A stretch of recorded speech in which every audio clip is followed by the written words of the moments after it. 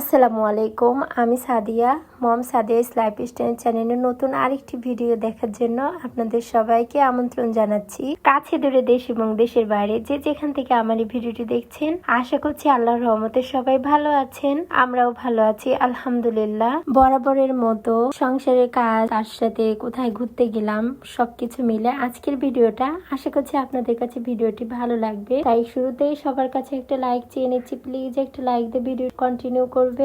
আজকের ভিডিওটা সন্ধ্যা থেকে শুরু করেছি। 2 দিনের কিছু কিছু অংশ নিয়ে ভিডিওটা সাজিয়েছি। গত ভিডিও যারা যারা দেখেছেন তারা অবশ্যই জানেন যে আমার গ্যাস শেষ হয়ে গিয়েছিল রান্না করতে করতে। পরে আমি রাইস কুকারে রান্না করেছি। যখন আমার সিলিন্ডারটা শেষ হয়ে গিয়েছিল তখন খুব বৃষ্টি নামতেছিল, এই জন্য আর সেদিন সিলিন্ডারটা আনতে পারি নাই। তো আজকে সিলিন্ডারটা এনেছি, তাও সন্ধ্যায়। আর দিনের বেলা যে খাওয়া দাওয়ার ব্যাপারটা ছিল এটা আম্মুর বাসা থেকেই হয়েছে। তো সিলিন্ডারটা ভালো করে মুছে নিলাম। আর সিলিন্ডারটা যেখানে রাখি সেখানে অনেক ময়লা হয়েছিল। ময়লা মানে কি, টাইলসে দাগ হয়েছিল সিলিন্ডারের অংশটুকু, সেইটুকু আমি একটু মুছে নিলাম। প্রথমে আমি লাইজেল দিয়েছি আর মাজনি দিয়ে ঘষে পরিষ্কার করে নিয়েছি, দাগগুলো উঠে গেছে। তারপরে এখানে সন্ধ্যার জন্য একটু নাস্তা বলতে চালের পাপড় ভেজে নিলাম। আর ফ্রিজে আমার কাঁচা আম ছিল, এই আমটা আমার বোনের বাসা থেকে নিয়ে এসেছিল। আচার দিব দেখে রেখেছিলাম, কিন্তু আচার আর দেওয়া হলো না। এভাবে মাখিয়ে মাখিয়ে আমগুলো শেষ করে দিলাম। তারপর এটা পরদিন সকালবেলার ভিডিও। আজকে অফ ক্যামেরাতে আমি বেডরুমটা গুছিয়ে নিয়েছি। তারপর সংসারের যে আরো টুকিটাকি কাজ আছে ওগুলো গুছিয়ে নিয়েছি। বেশ কিছু কাপড় জমে গিয়েছিল, সেই কাপড়গুলো ধুলাম।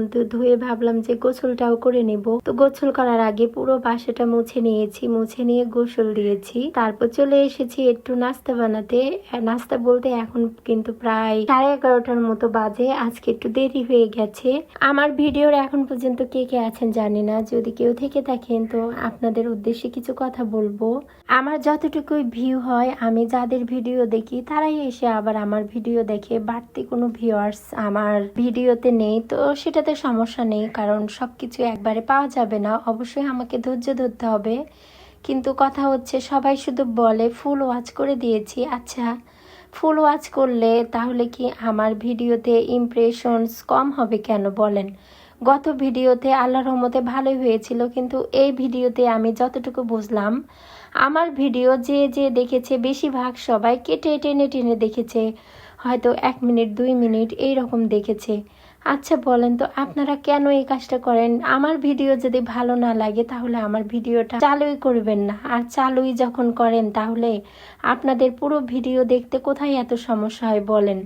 আমার কেন এইভাবে আপনারা ক্ষতি করছেন? একটা ভিডিও করতে কিন্তু অনেক সময় লাগে। 70-80 মিনিটের ভিডিওকে কেটে টেনে টুনে 10-11 মিনিটে আনা হয়, তার সাথে ভয়েস আছে।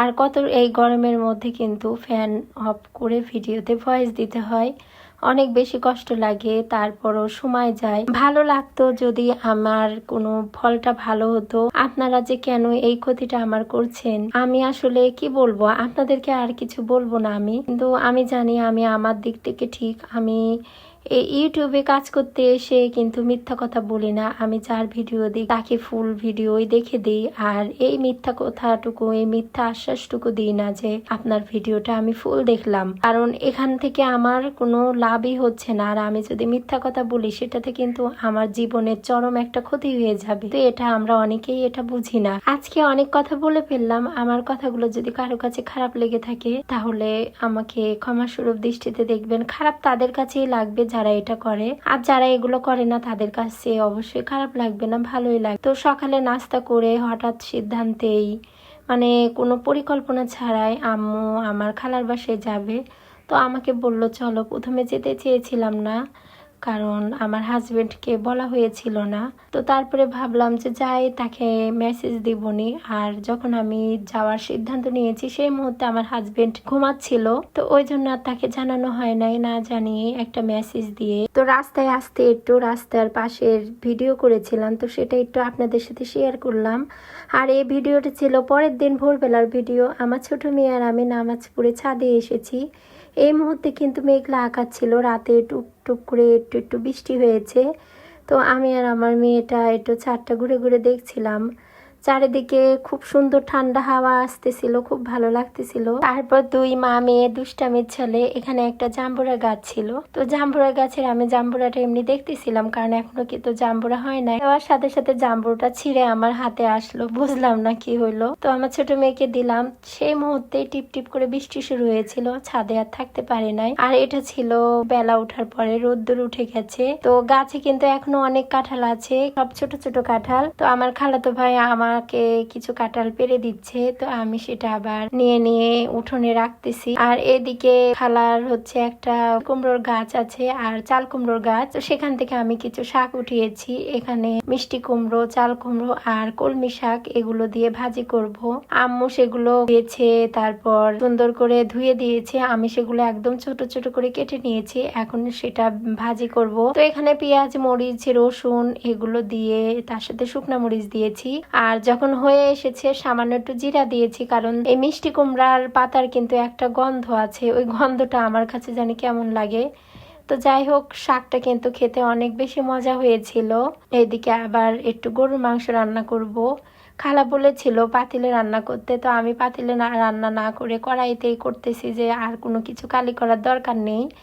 আমার কিন্তু মাটির চুলায় রান্না করতে বেশ ভালোই লাগে। তো এখানে মাংসটা কষিয়ে তারপরে আলু দিয়েছি, আপনাদের সাথে আর ভিডিওটা শেয়ার করি নাই। আমার এই মাটির চুলায় কিন্তু রান্না করতে খুব ভালো লাগে, এই জন্য আমি খালাদের বাসায় আসলে কিন্তু রান্না করি। তো এখানে মাংসটা কষিয়ে আলু ঝোল এগুলো দিয়েছি। আমি আসলে পুরো ভিডিওটা করি নাই, একটু একটু করে করেছি, কারণ বাসার চারপাশ দিয়ে মানুষ একটু যাতায়াত করছে। আর খালার এই মাটির চুলাটা ছিল উঠানের মতো, যতটুকু সুযোগ পেয়েছি ততটুকুই করেছি। এদিকে মাংসটা হয়ে যাওয়ার পরে আমি পেঁয়াজ বেরেস্তা দিয়েছি আর জিরা গুঁড়া দিয়েছি।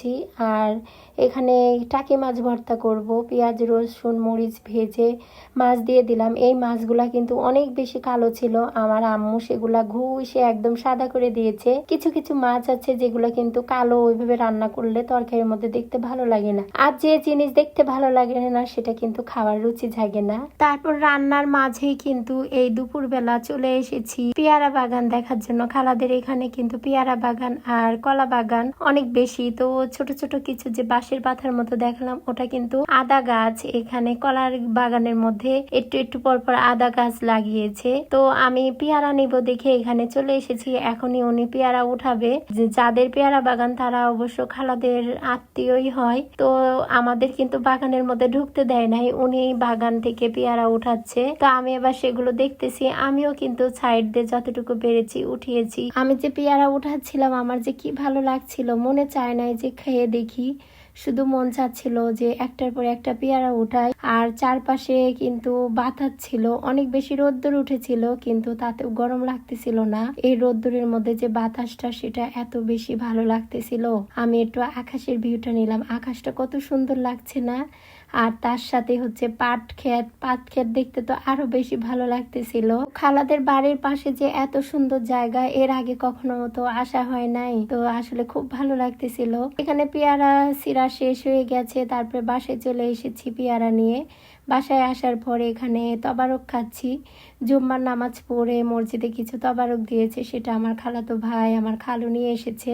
যে রান্নাগুলো বাসায় করা হয়েছে সেগুলো কিন্তু আর খাওয়া হয় নাই। আমরা কিন্তু খালার বাসায় গিয়েছিলাম যেদিন যাব সেদিনই আসবো বলে, কিন্তু সেই দিন তো আসাই হয়নি। বৃহস্পতিবারে গিয়েছি আর আসলাম শনিবারে রাত 9:30টার দিকে। তো যে কাঁঠালগুলো এনেছি সেই কাঁঠালগুলো বের করে নি। এখানে শুধু আমারটা, আরো যে কাঁঠাল ছিল পেয়ারা ছিল, আম্মু সেগুলো নিয়ে বাসায় চলে গেছে। আর রাইস কুকারে ভাতও উঠিয়ে দিয়েছি। এখন আমি এগুলো একটু গুছিয়ে রেখে গোসলে যাব। তো পেয়ারা গুলো বের করে নিচ্ছি। আমি কিন্তু অনেকগুলো পেয়ারা এনেছি। তো আমাকে ওই দাদাটা বলে দিয়েছে যে আমি যদি এভাবে পলিথিনের মধ্যে পেয়ারা রাখি 15 দিনের মতো যাবে। যদিও আমার 15 দিন যাবে না, আমার মেয়েরা পেয়ারা খেতে কিন্তু খুব পছন্দ করে। তারপর চাল বাছা লেবু এগুলো গুছিয়ে নিয়ে কিন্তু আমি গোসল দিতে গিয়েছিলাম। গোসল দিয়ে এসে খাবার খাবো। তো আমার খালা কিন্তু আমাদের রাতের খাবার দিয়ে দিয়েছিল, তো সেগুলোই এখন আমি টেবিলে দিয়ে দিলাম। ওইদিকে ভাতও হয়ে গেছে। এখন কিন্তু প্রায় রাত 10:30টার মতো বাজে। তো এতক্ষণ পর্যন্ত যারা যারা আমার ভিডিওর সাথে ছিলেন তাদেরকে আরো একবার ধন্যবাদ জানিয়ে আজকের মতো বিদায় নিয়ে নিচ্ছি। আল্লাহ হাফেজ, আসসালামু আলাইকুম।